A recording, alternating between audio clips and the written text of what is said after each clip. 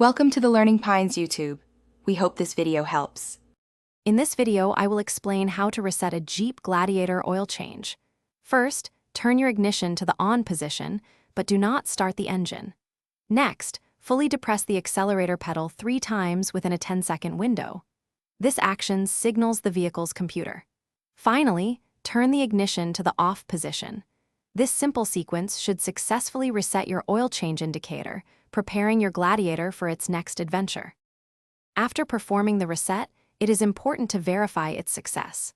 Turn your ignition back to the on position, again without starting the engine. Observe your dashboard. The oil change indicator light should now be off, confirming the system has been reset. If, for any reason, the light remains illuminated, simply repeat the entire accelerator pedal procedure one more time. This usually resolves any initial issues. Resetting your oil life monitor is more than just turning off a light. It is crucial for your Gladiator's health. This ensures the vehicle accurately tracks your engine oil's lifespan, prompting you for timely maintenance. Proper oil changes, guided by the reset system, help maintain optimal engine performance and extend your vehicle's longevity.